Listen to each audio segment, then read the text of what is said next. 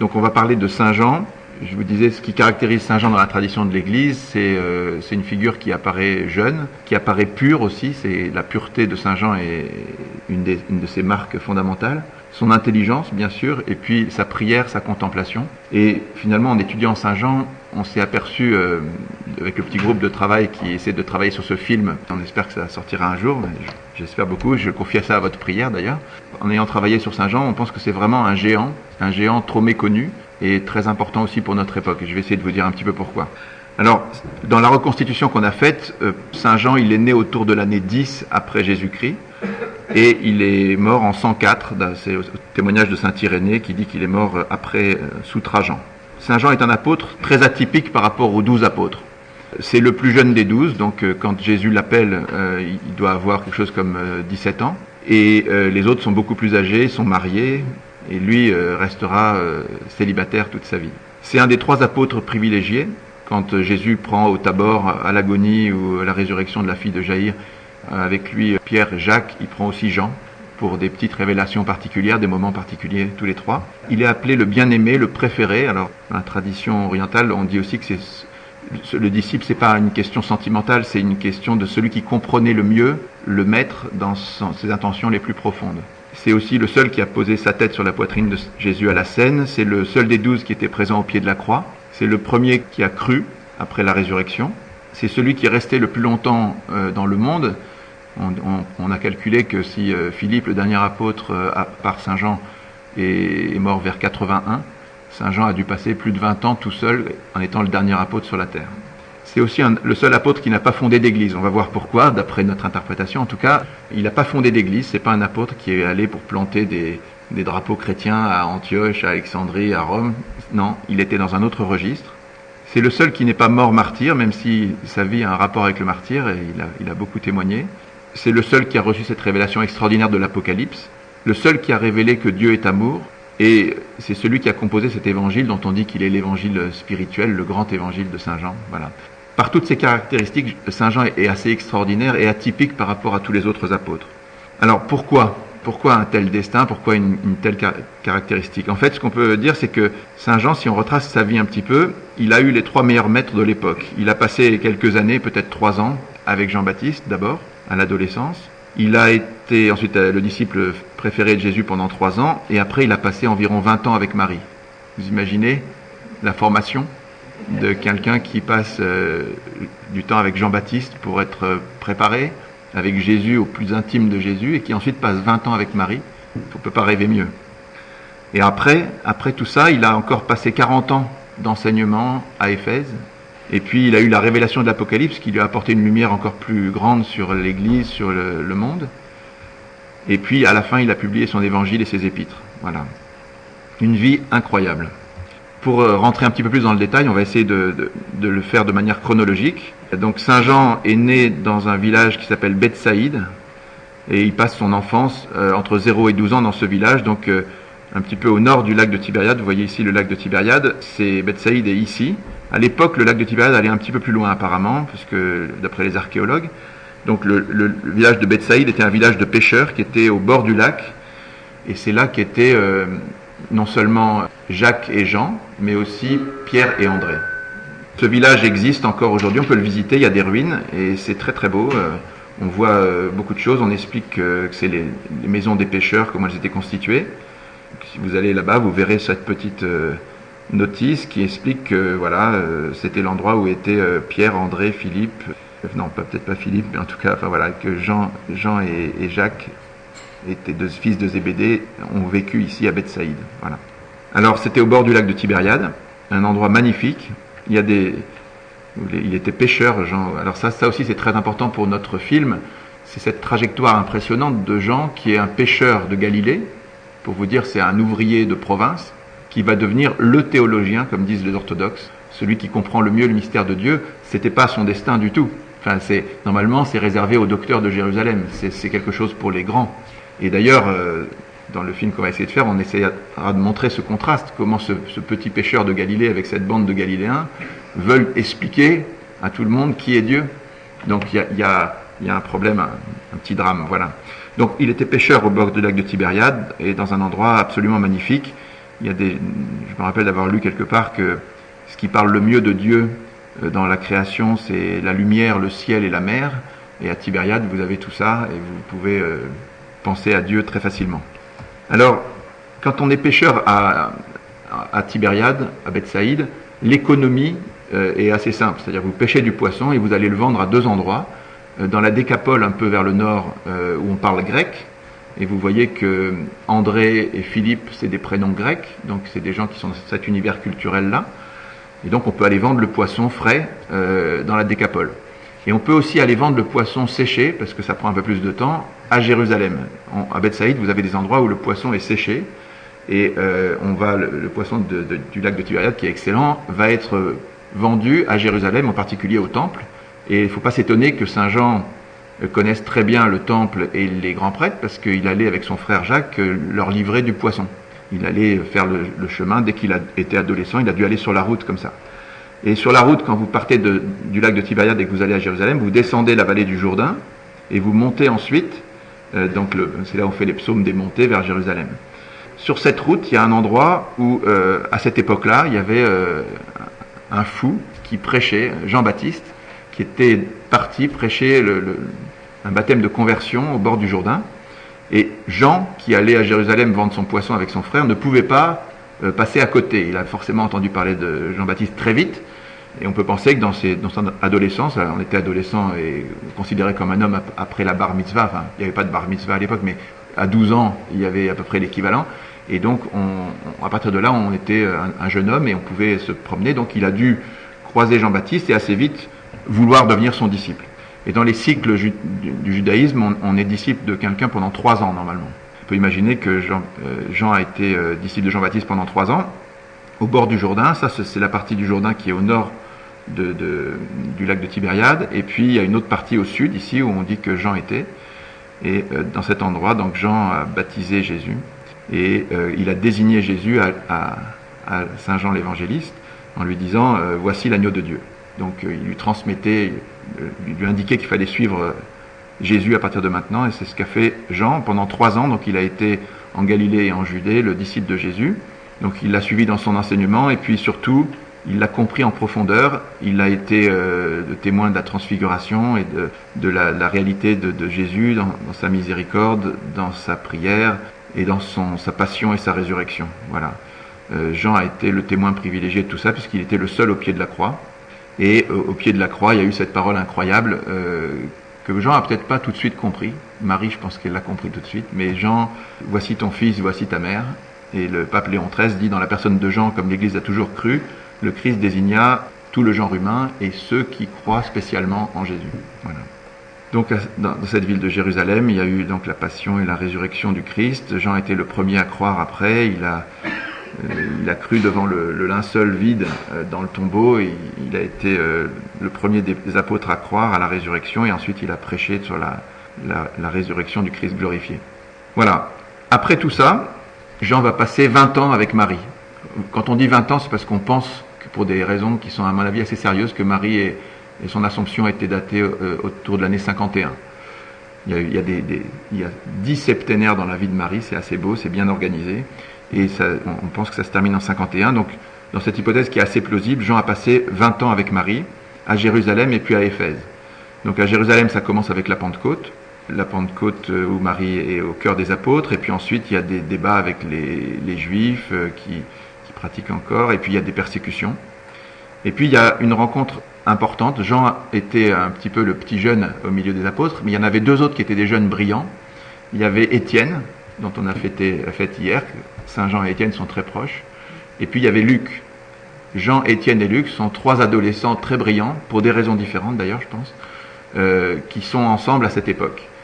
Et donc Étienne va être plein de fougue et d'Esprit Saint, et il va donner le témoignage du martyr, ce qui va sans doute bouleverser Jean. Et puis il y aura une relation très spéciale entre Jean et Luc. Luc, qui n'était pas en principe ni parmi les 12, ni parmi les 72 qui suivaient Jésus, mais qui arrivait juste après, qui a été assimilé aux 72, et qui va être un grec qui enquête et qui se demande qui est vraiment Jésus. Il le regarde d'un point de vue de médecin, d'érudit, et cette amitié entre Jean et Luc est assez évidente. On verra après que Marie a comme dit l'évangile de Luc, conserver les événements et les méditer dans son cœur. Mais je pense Luc a fait le récit de ces événements dans son évangile, et la méditation, elle a été donnée à Jean d'une certaine manière. Donc il y a les deux, et les deux sont très complémentaires. Voilà, donc on reviendra sur Luc. Alors, il y a quelques années à Jérusalem, au milieu des Juifs, ça c'était comme Jésus l'avait demandé, il avait dit vous serez témoins d'abord à Jérusalem, puis ensuite en Samarie et jusqu'aux extrémités de la terre. Et il y a un épisode important, Pilate, qui assurait un petit peu l'ordre romain, est viré par Tibère autour de l'année 36, on a des témoignages très clairs là-dessus. Tibère qui était assez impressionné par Jésus et qui a même demandé que le Sénat romain examine la possibilité que Jésus soit reconnu comme un des dieux du panthéon romain. Il y a des choses là-dessus dans la tradition. Et sans doute que Tibère n'était pas très content des troubles qu'il y avait en Judée, qui n'étaient pas réglés après, et il n'était pas non plus très content de ce qui avait été fait autour de la personne de Jésus. Et donc il a convoqué Pilate, et il l'a destitué autour de l'année 36, il l'a envoyé en Gaule. Ça a laissé le champ libre aux Juifs qui ont organisé une persécution à ce moment-là. Et les apôtres sont partis. Marie a été confiée à Jean, bien sûr. Et Jean a choisi Éphèse, on ne sait pas très bien pourquoi. Peut-être que dans les groupes des disciples qui étaient autour de Jean-Baptiste, il y en avait quelques-uns qui étaient d'Éphèse, qui devaient avoir des amis ou des relations là-bas. Il est parti à Éphèse avec Marie. Donc Éphèse était une grande ville païenne. Vous voyez donc la carte sur Google, là. Donc Éphèse est ici, et Patmos en fait est tout près. Enfin, il est à 50 km. On est en Asie mineure. Et dans cette grande ville d'Éphèse, donc la mer, pareil que Tibériade, la mer allait beaucoup plus loin, puisque le port d'Éphèse, ici, était un port qui donnait sur la mer. Donc tout ça, c'est des alluvions qui ont dû être amassés entre l'époque de Jean et maintenant. Et donc la ville d'Éphèse était très célèbre à cause de Artémis. Il y avait le temple d'Artémis, qui était une des 7 merveilles du monde. Et on vénérait donc cette mère des dieux. Elle était la mère des dieux. La mère de Dieu est venue à l'endroit où il y avait la mère des dieux. Cette ville d'Éphèse était une ville païenne qui est très bien conservée. Après Pompéi, c'est la deuxième ville la mieux conservée du monde antique. Donc on retrouve tout. On sait l'amphithéâtre. Juste ici à côté, il y avait l'endroit où Paul a prêché. Marie et Jean donc se sont retrouvés à cet endroit. Alors ça pose une énigme aux gens. Beaucoup de gens ont dit mais cette tradition qui est très attestée que Jean est allé à Éphèse, elle est attestée par des textes anciens. Il y a le concile d'Éphèse qui a dit à un moment que c'était l'endroit où étaient Jean et Marie, un texte officiel. Il y a eu une tradition, il y a eu Anne-Catherine Emmerich qui a fait un certain nombre de découvertes, et les papes sont allés plusieurs fois, Jean-Paul II, Paul VI y est allé aussi. Voilà, donc les papes sont allés. Alors cette tradition est très attestée, mais ça pose un problème aux exégètes parce qu'ils se disent, on connaît très bien la datation de la vie de Paul, on sait que Paul a écrit ses lettres entre la fin des années 50 et en gros dans les années 60, et à cette époque, Marie, qui est née en moins 19, elle était très âgée. Et c'est Paul qui a fondé l'église d'Éphèse. Quand Paul est arrivé à Éphèse, il a trouvé des gens qui croyaient simplement au baptême de Jean le Baptiste justement, mais qui n'avaient jamais entendu parler de l'Esprit Saint, jamais entendu parler de Jésus presque et tout ça. Donc il a fondé l'église d'Éphèse. Donc si Paul fonde l'église d'Éphèse dans les années 60, mettons, est-ce que ça veut dire que Jean et Marie sont venus après ? On a pas mal travaillé cette question et on pense, nous, qu'ils sont venus avant, mais que Jean n'a pas fondé d'église parce qu'en fait, c'était pas son charisme. Jean, dans l'église, il y a plusieurs manières d'être dans l'église. Il y en a 3 qu'on identifie assez bien. Il y a celle de Pierre. Pierre, c'est l'église hiérarchique, avec les évêques, le pape. Ils dirigent et conduisent l'église. Il y a une autre manière d'être dans l'église, c'est d'être missionnaire, comme Paul, comme Jacques aussi, le frère de Jean, qui est parti en Espagne, Saint-Jacques de Compostelle, au bout du monde. Mais notre thèse, c'est que Jean et Marie, et elle est attestée, vous allez voir, par pas mal de choses, c'est que Jean et Marie ont créé à Éphèse la vie monastique et religieuse, parce que Jean s'est mis à l'école de Marie, tout simplement. Jean s'est retrouvé à Éphèse avec la mission de cacher Marie, de protéger Marie, de fuir la persécution. Et donc ils ne sont pas restés dans la grande ville païenne, ils se sont retirés, donc vous voyez la ville païenne est par ici, ils se sont retirés dans la colline, pas très loin, à une quinzaine de kilomètres, et dans ce lieu, ils ont choisi ce qu'on appelle Miriam Manas, c'est-à-dire que c'est là qu'est vénérée la maison de Marie, donc un espace retiré, tranquille, à l'écart. Et dans cet endroit, Marie et Jean ont vécu au moins 3 ans et demi. Donc là, Marie, vous savez que Marie, elle a été élevée au temple, et au temple, il y avait cette prière des heures. On priait 7 fois par jour, c'était très réglé, on rentrait dans un peu comme ce qui a donné ensuite la prière des heures dans l'église catholique, ou ce qui a donné même chez les musulmans, ça a été repris un petit peu. Donc l'idée qu'on rythmait la journée par une prière régulière. Ça, Marie l'avait dans ses racines, dans son éducation. Et donc elle l'a transmis à Jean, elle a sans doute vécu, elle continue à vivre toujours de la même manière. Et Jean est rentré dans ce mode de vie monastique, une vie de prière et de contemplation. Alors les attestations, en fait les premiers moines appelaient Jean leur père, c'est Évrage le Pontique qui le mentionne. Épiphane de Salamine dit qu'ils se sont réunis, les premiers moines, les agapètes, pour imiter la vie de Marie et Jean à Éphèse, carrément. Saint Augustin et d'autres ont vu dans Saint Jean le modèle de la vie contemplative, et dans la tradition orthodoxe, on dit que Saint Jean est au mont Athos, si vous voulez, ou dans la tradition orthodoxe très monastique, Saint Jean c'est le grand théologien et celui qui inspire. Voilà. Donc c'est très intéressant de voir que cette vie autour de l'Eucharistie, cette vie autour de la prière, il y a un petit oratoire au-dessus de Miriamana qui est traditionnel, qu'on est allé visiter. Jean-Paul II dit que l'Église doit imiter le comportement de Marie, qui conservait les choses et les méditait dans son cœur, et que le peuple de Dieu fait pareil pour progresser dans l'intelligence de sa mission et des mystères du Christ. Donc c'est vraiment ce qu'a fait Saint Jean. Voilà, dans cet endroit très beau, avec la mer devant. C'est aussi à ce moment-là que Marie a aidé Jacques qui était en mission à Saragosse. Bon. Alors, dans ce moment très particulier, on pense, nous, que Marie a livré à Jean le cœur de son cœur, ce qu'elle gardait et conservait dans son cœur, donc tout ce qui est autour des mystères de l'Annonciation. C'est très important, parce que si vous regardez bien la chronologie des évangiles, le premier évangile, de notre point de vue, c'est celui de Matthieu, et pas Marc, comme disent les exégètes. Matthieu est écrit clairement pour les Juifs, et c'est un apôtre qui recueille les mémoires des apôtres et qui écrit pour les Juifs la conversion des Juifs. Donc c'est absolument évident, c'est ce que l'Église enseigne d'ailleurs dans son magistère, que Matthieu était le premier. Ensuite, Marc a été écrit. Marc était le traducteur de Pierre, et quand Pierre est allé à Rome, Marc a écrit un extrait, un résumé pour les Romains. Et puis ensuite, Luc est venu après. Luc qui dit au début de son évangile, puisque beaucoup ont entrepris de faire des évangiles, moi aussi je vais en faire un. On suppose bien que Matthieu et Marc sont déjà connus. Luc va avoir la chance de parler de l'Annonciation, d'être le premier qui parle de l'Annonciation, parce que Matthieu parle de la naissance de Jésus du point de vue de Joseph, de la tradition de Joseph, donc sans doute Jacques, le frère de Jésus, le cousin, et Marc n'en parle pas. Mais Luc va recueillir les secrets de Marie, il dit qu'il allait voir les témoins oculaires, et donc Marie, c'est bien évidemment la seule qui était témoin oculaire de l'Annonciation. Alors cette Annonciation de l'ange à Marie, Jean-Paul II en parle, il dit « Les premières communautés chrétiennes elles-mêmes ont recueilli les souvenirs de Marie sur les circonstances mystérieuses de la conception et la naissance du Sauveur.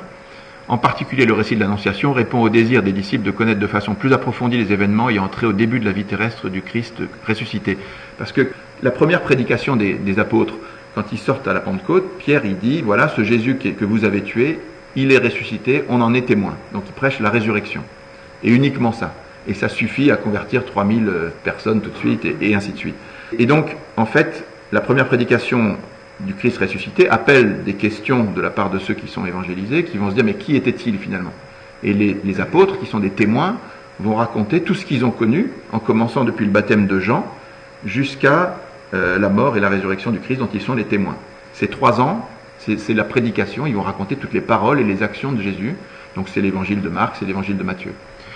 Mais assez rapidement, la grande question qui vient derrière, c'est mais qui était-il vraiment ce Jésus? Pour être mort et être ressuscité, pour avoir dit et fait tout ça, mais qui était-il? C'est un énigme, c'est un mystère quand même s'il y a des intuitions avec la Pentecôte. Il faut quand même expliciter la vraie nature de Jésus. Et là, on voit que l'évangile de Jean est absolument unique, parce que dans l'évangile de Jean, vous avez clairement ce mouvement que Jésus est descendu, qu'il est venu et qu'il est remonté là où il était auparavant. Aucun des autres évangiles n'utilise ces mots-là de descente et de remontée. Jean est le seul à le faire. Et Jean va théoriser tout ça, il va l'expliciter, il va expliquer que Jésus est le Verbe qui préexistait et il s'est incarné et qu'ensuite il a prêché ce qu'il connaissait puisqu'il y était auparavant et ensuite il y retourne et il veut nous y entraîner. Tout ça, c'est très unique dans Saint Jean. C'est pas dans les autres évangiles. Alors il y a plusieurs manières de l'expliquer. Il y a une première manière qui est importante, il y a un livre du père Dreyfus de l'école biblique de Jérusalem, Jésus savait-il qu'il était Dieu?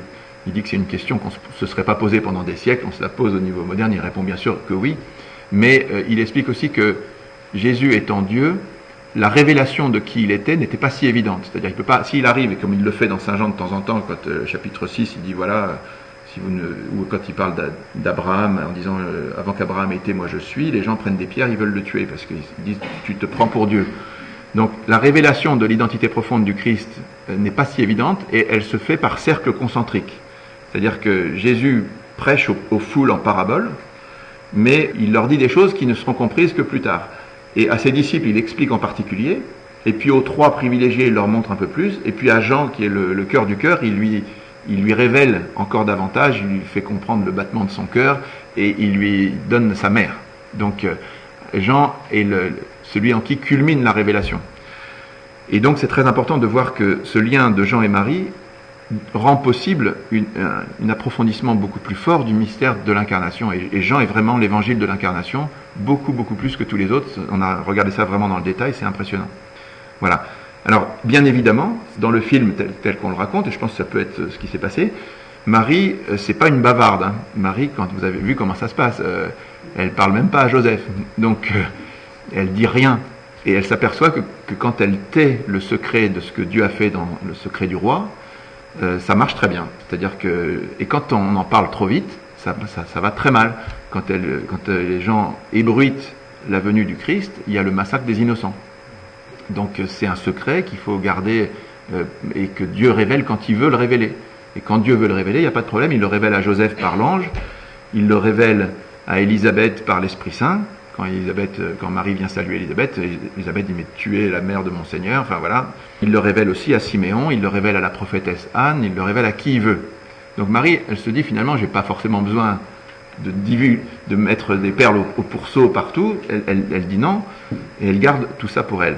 Donc dans le mouvement de la prédication, je pense qu'on a un mouvement très clair d'annonce du ressuscité, et ensuite d'explication de qui est vraiment Jésus par ses paroles et ses actes, mais ça suscite une grande question, c'est comment ça se fait tout ça, d'où c'est venu, et la seule qui peut répondre à ça, c'est Marie.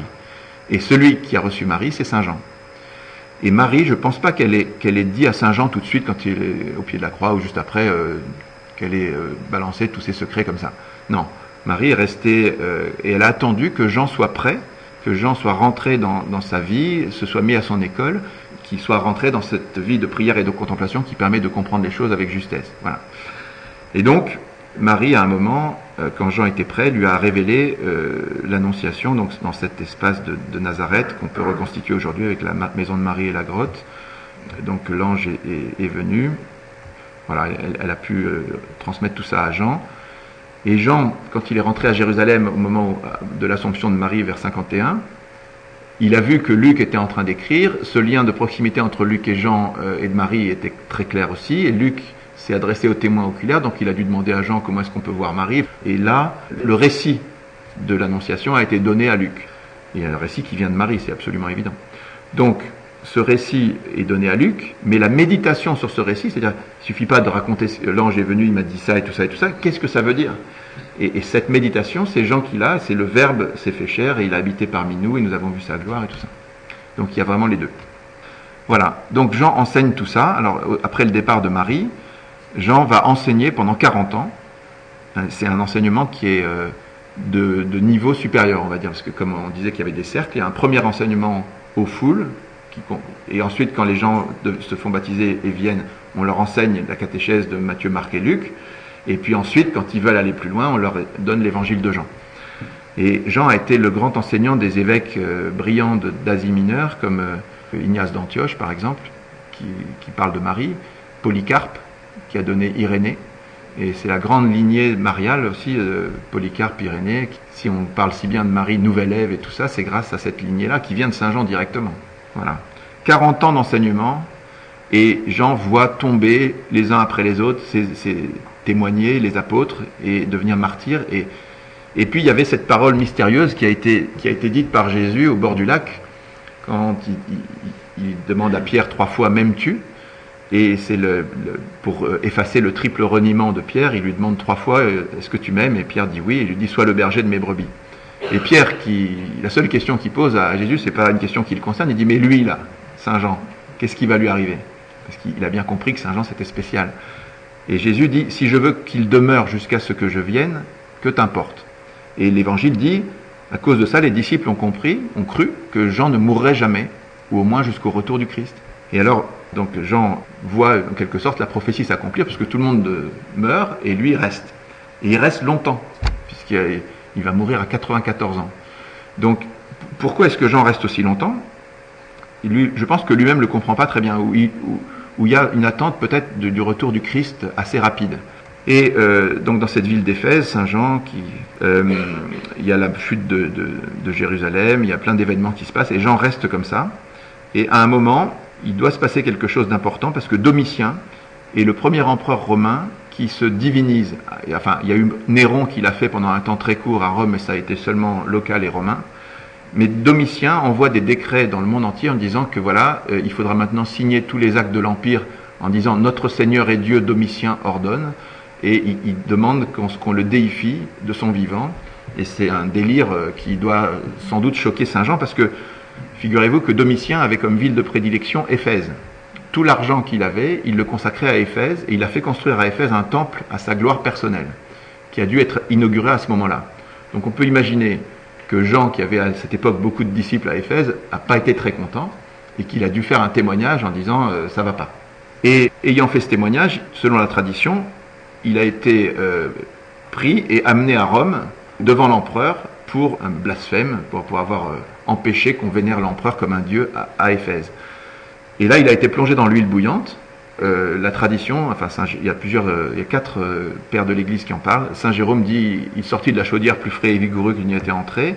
Et puis Tertullien, il dit que c'est très important ça, parce que l'Église de Rome, on parle toujours des martyrs de Pierre et Paul à Rome, mais il y a aussi le martyr de Saint Jean. Même si ça n'a pas été un martyr qui a conduit à la mort, Saint Jean a subi le martyr à Rome. Et d'ailleurs, quand il est à Patmos, il dit « J'étais à Patmos à cause du témoignage de la parole ». Le témoignage en grec, ça veut dire martyr. À cause du martyr, j'étais en exil à Patmos. Donc voilà, Tertullien, quand il parle de tout ça, il dit « Si tu vas en Italie, tu trouves à Rome où toute autorité est à notre disposition. Ô combien heureuse est cette église, où quelques apôtres ont répandu toute la doctrine et versé leur sang. Pierre subit un martyr semblable à celui du Seigneur. Paul reçut la même couronne que Jean le Baptiste, et l'apôtre Jean, immergé dans l'huile bouillante, ne fut pas endommagé, mais fut condamné à l'exil dans l'île de Patmos. » Voilà. Donc en fait, Rome, la grande, enfin, l'église qui préside à la charité, elle est fondée par le témoignage de Pierre, de Paul et de Jean, même si Jean n'a pas été martyr à Rome. Et ces trois manières d'être d'église sont toutes les trois importantes, comme on a dit. Voilà. Ça, c'est la statue. On a encore dans un musée à Éphèse la statue monumentale qui faisait 7 mètres de haut, que Domitien avait fait faire de lui-même pour son temple à Éphèse. Voilà. Preuve historique de son délire. À Rome, vous avez près de la porte latine ce petit mausolée là, cette petite chapelle, et puis une basilique juste à côté. Une basilique, c'est pas rien. Hein. Ces 2 endroits témoignent donc du jugement de Jean par Domitien et du fait que Jean a été amené en exil et qu'il a été plongé dans l'huile bouillante. Voilà. On vénère ça à Rome, c'est le 6 mai. Il y a une fête de Saint Jean dans l'huile liturgique, depuis très longtemps. Voilà. Donc il est exilé à Patmos, et là il est très vieux à Patmos. Alors nous, dans notre film, on imagine que Jean ne comprend pas, c'est-à-dire il se dit c'est super, enfin je vais pouvoir mourir martyr comme tout le monde, et on le plonge dans l'huile et il est sauvé. Alors la phrase de Jésus lui revient à l'esprit, si je veux que tu demeures, il dit mais qu'est-ce que ça veut dire? Et la venue du Christ, puisqu'il dit si je veux que tu demeures jusqu'à ce que je vienne, donc on pouvait penser le retour du Christ, mais l'Apocalypse est une véritable venue du Christ, c'est une venue du Christ qui révèle un certain nombre de choses qui n'étaient pas dites avant. Donc à Patmos, donc dans cette magnifique île de Patmos, ça, ceux qui ne sont pas allés, je vous recommande, c'est le plus beau voyage que j'ai fait. C'est une île absolument incroyable avec 300 chapelles de la Vierge, des paysages fantastiques. C'est là qu'a eu lieu la révélation de l'Apocalypse. Alors, dans cette grotte, ici, voilà la vue de la grotte de l'Apocalypse, et le monastère de Jean le théologien qui domine la ville, voilà, et la très belle image de Saint Jean que vous connaissez peut-être, qui est dans ce monastère.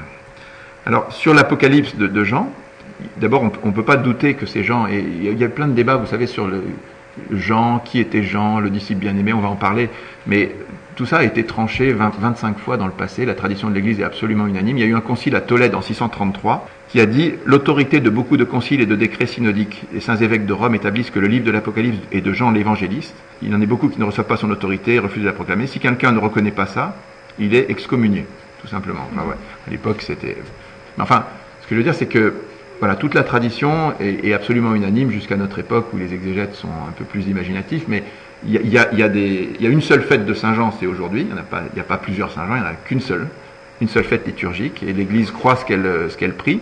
Les choses ont été absolument claires dans le passé, même s'il y avait des doutes sur à un moment, il y a eu un débat apparemment, mais il a été tranché, et donc l'Apocalypse est bien de Saint Jean, c'est bien évident. Et si vous dites le contraire, les orthodoxes là-bas, ils vous lynchent instantanément, il n'y a pas de problème.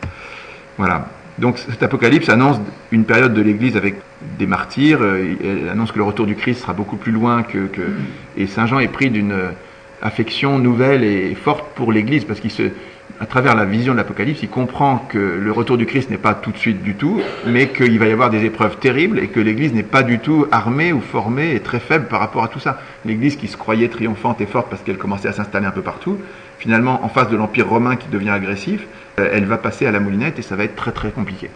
Donc Saint Jean, après l'Apocalypse, alors qu'il doit avoir 85 ans, reprend du service, revient en Asie mineure, va porter des lettres à cette église, il les remet en route, il reforme Polycarpe et les évêques et tout ça, et il ne sait plus quoi faire. Il leur renvoie des épîtres, il redevient très actif. Les actes apocryphes de Saint Jean, qui racontent quand même des traditions importantes, disent qu'après l'Apocalypse, Saint Jean est redevenu très très actif parce qu'il a senti l'urgence de faire quelque chose pour l'Église. Il parle beaucoup de la femme, bien sûr, au centre, et puis du fait que la foi se répandra partout. Alors, il devient un apôtre de feu et il va écrire ses épîtres et donner son évangile. Et en fait, son évangile, c'est le plus clair sur la divinité du Christ, c'est celui qui va le plus profondément sur ce mystère. Heureusement qu'il l'a écrit. Imaginez qu'il ne l'ait pas écrit. Vous savez que même avec l'évangile de Jean, il y a eu la querelle avec les ariens, où les 2/3, sinon les 3/4 des évêques à un moment étaient ariens, et ça s'est joué à un cheveu que l'Église... Enfin bon, il y avait la providence, donc Dieu veillait sur son Église. Mais en tout cas, l'évangile de Jean a été un témoin absolument essentiel pour affirmer la réalité du Christ. Donc il a écrit son évangile. Cet évangile, donc l'Église le reçoit comme le plus grand des évangiles. Saint Augustin disait que l'acuité de son intelligence spirituelle fait comparer l'apôtre Saint Jean à un aigle. Il parle de la divinité du Seigneur comme nul n'en a jamais parlé. Il rendait là ce qu'il avait vu lui-même, car son propre évangile raconte non sans motif qu'à la scène il repose sur la poitrine du Seigneur. Et Origène dit, cet évangile, il faut oser dire que de toutes les écritures, les évangiles sont les prémices, et que parmi les évangiles, les prémices sont celui de Jean, dont nul ne peut saisir le sens s'il n'est renversé sur la poitrine de Jésus et n'a reçu Marie pour mère. Voilà. Voilà le programme de Jean, c'est de prendre Marie pour mère, et puis de rentrer dans l'intimité de Jésus et de comprendre qui il est vraiment. Voilà, donc cette parole, si je veux qu'il demeure jusqu'à ce que je vienne, elle a été comprise, j'imagine, par Jean comme la venue dans l'Apocalypse, et ensuite il est mort en 104.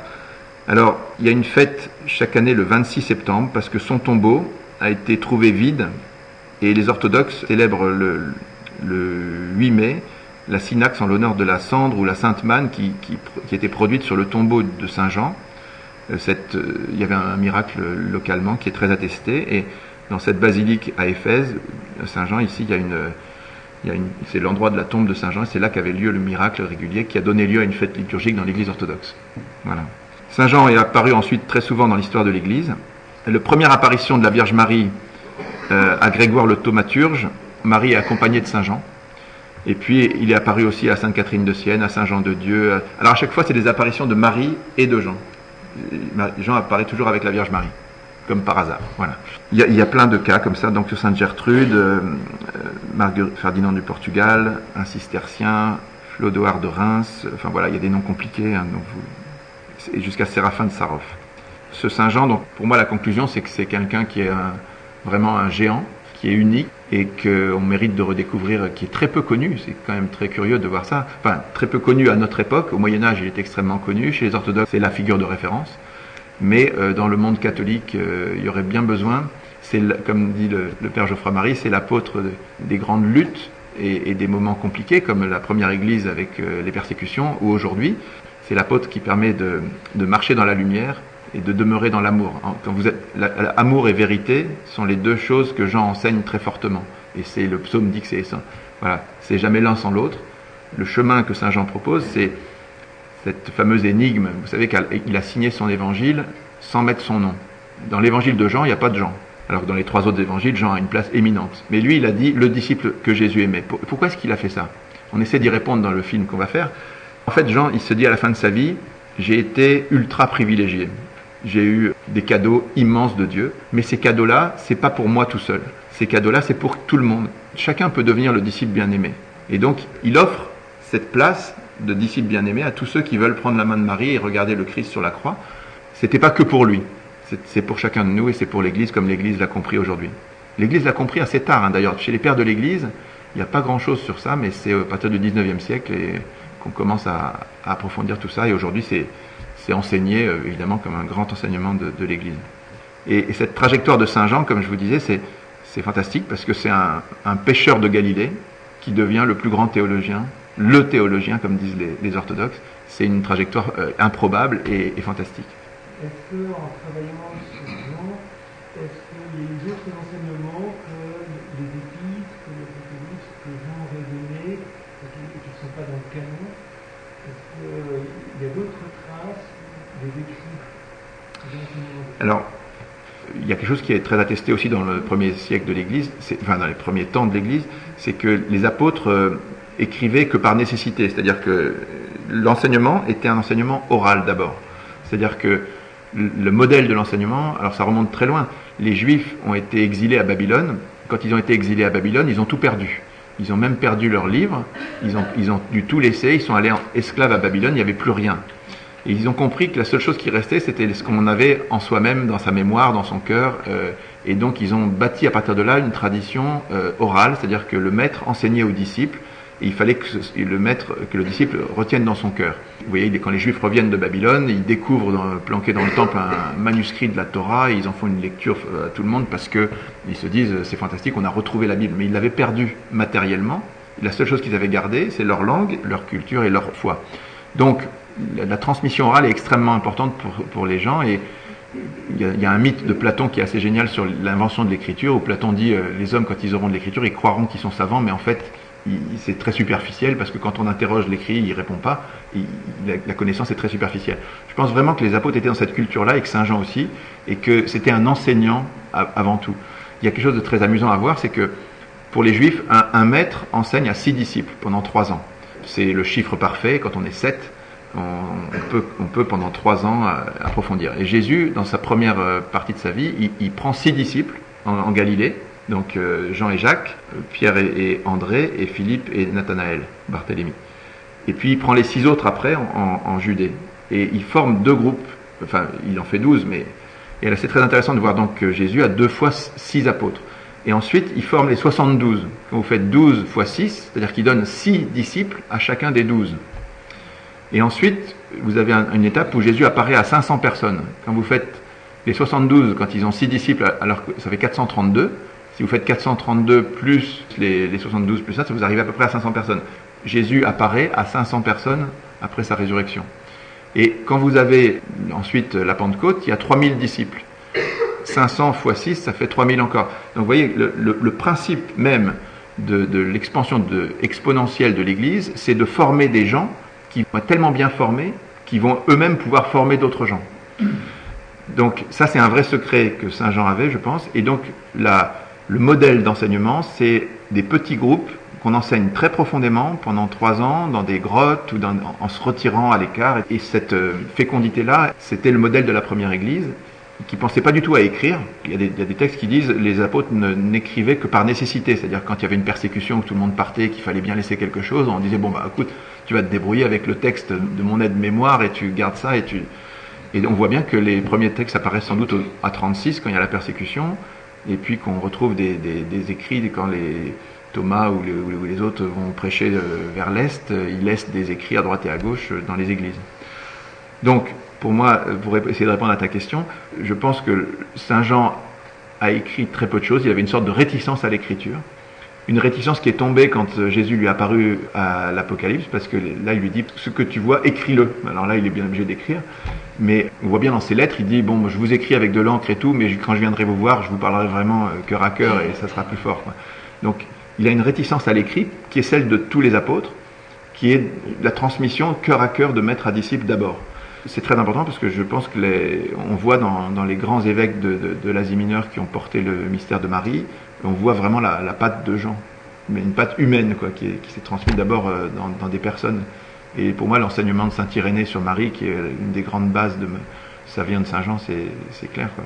Irénée, il le dit lui-même, il dit j'étais disciple de Polycarpe, qui s'asseyait comme ci, comme ça, à tel endroit et tout. Et Polycarpe nous racontait comment Saint Jean faisait, quoi, puisqu'il était lui-même disciple de Saint Jean. Donc on voit bien comment ça fonctionnait de maître à disciple, et pas par des écrits. Les écrits, c'est un truc moderne, quoi.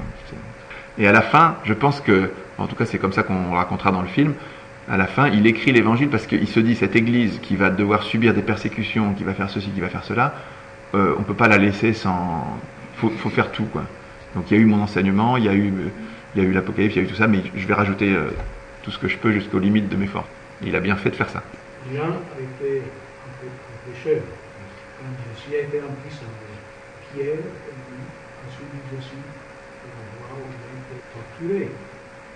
Et que Jean a permis, parce qu'il a eu des connaissances personnelles dans le temple, oui. Permis que Pierre rentre là-bas. Non, mais pour moi c'est assez simple, c'est-à-dire que, enfin vraiment, le truc qui est sûr et certain, c'est que Jean était pécheur.